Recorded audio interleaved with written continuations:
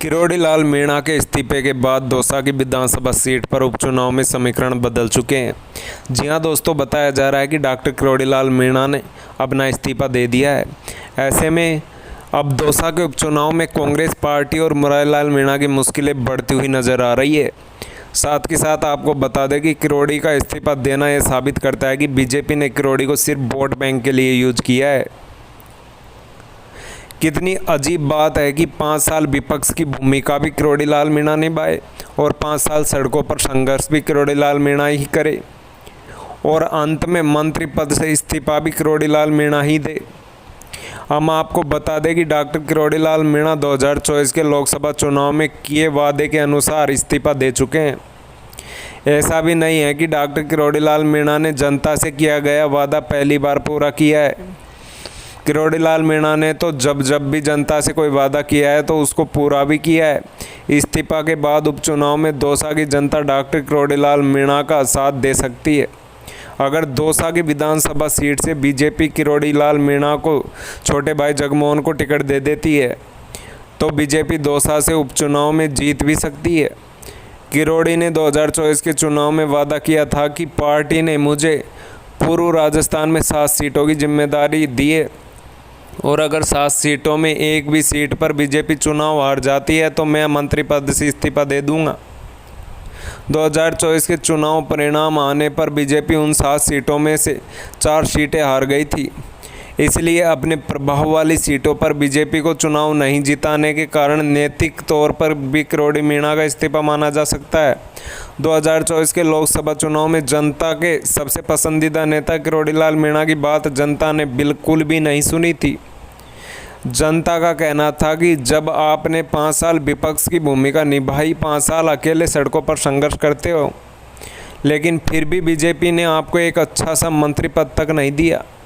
जनता का आरोप था कि किरोड़ी को भजनलाल सरकार में जो भी कृषि मंत्रालय दिया गया है वो भी काट छांट कर दिया गया था। नरेंद्र मोदी खुद को किरोड़ी लाल मीणा का दोस्त तो बोलते हैं पर दोस्त को मेहनत का तोहफा कभी नहीं देते। हालांकि राजस्थान और दौसा की जनता ने मोदी का घमंड तोड़कर लोकसभा चुनाव में बीजेपी को अच्छा तोहफा दिया।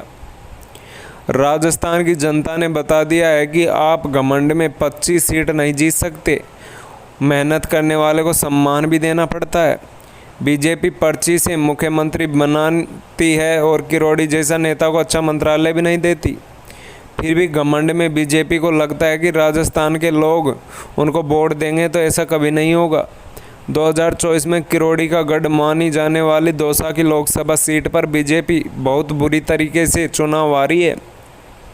यह दौसा की वही लोकसभा सीट है जहां पर 2009 में डॉक्टर किरोड़ी लाल मीणा निर्दलीय चुनाव जीते थे।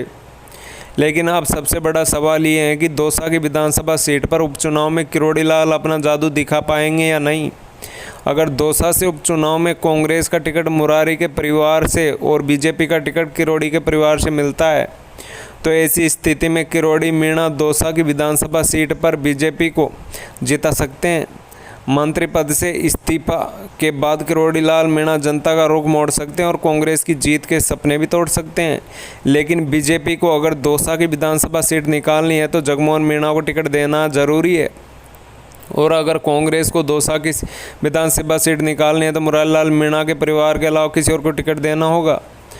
कांग्रेस दौसा से उपचुनाव में राजेश्वरी मीणा, नरेश मीणा और राधेश्याम नांगल जैसे नेता को टिकट दे सकती है। फायदा होगा। जिन 5 सीटों पर उपचुनाव होने वाले हैं उनमें बीजेपी के पास खोने के लिए कुछ भी नहीं है, क्योंकि उपचुनाव की 5 सीट वर्तमान में इंडिया गठबंधन की पार्टियों के पास हैं। इसलिए कांग्रेस के पास तो उपचुनाव में खोने के लिए बहुत कुछ है, लेकिन बीजेपी के पास खोने के लिए एक सीट भी नहीं है। ऐसे में कांग्रेस उपचुनाव में भी 2023 में जीती हुई सीटें वापस जीतना चाहेगी। वहीं दूसरी तरफ बीजेपी भी चाहेगी कि उपचुनाव में कम से कम उनका खाता तो खुले। ऐसे में अगर उपचुनाव में कांग्रेस टिकट वितरण में गलती करती है तो उसका फ़ायदा बीजेपी उठा सकती है। लेकिन कांग्रेस भी चाहेगी कि उपचुनाव में परिवारवाद को बढ़ावा ना करके जिताऊ उम्मीदवार को जीते। ऐसे में अगर कांग्रेस दौसा में मुरारी लाल मीणा के परिवार को टिकट देती है तो इसका जनता में गलत मैसेज जा सकता है। हालांकि दौसा की सीट पर कांग्रेस का टिकट मुरारी लाल, सचिन पायलट और डोटासरा ही तय करेंगे। वहीं बीजेपी का टिकट प्रदेश अध्यक्ष सीपी जोशी और किरोड़ीलाल मीणा ही तय करेंगे। हालांकि इस बार दौसा के उपचुनाव में मुकाबला रोचक हो सकता है, लेकिन आपको क्या लगता है दौसा की विधानसभा के उपचुनाव में कौन सी पार्टी चुनाव जीतेगी? कमेंट करके ज़रूर बताना। वीडियो अच्छा लगा हो तो लाइक कीजिए और हमारे चैनल को सब्सक्राइब ज़रूर कीजिए। ऐसी लेटेस्ट अपडेट आपको मिलती रहेगी। राम राम।